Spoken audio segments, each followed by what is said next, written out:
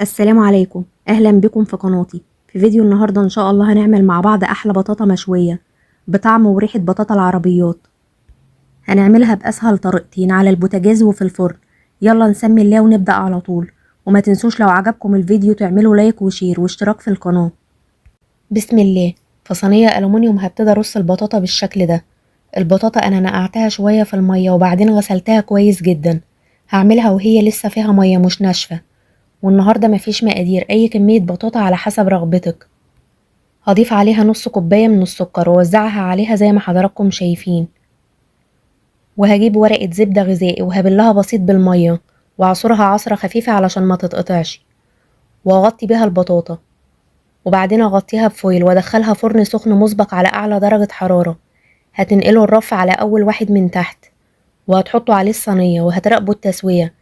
الطريقة دي هتطول في الفرن شوية.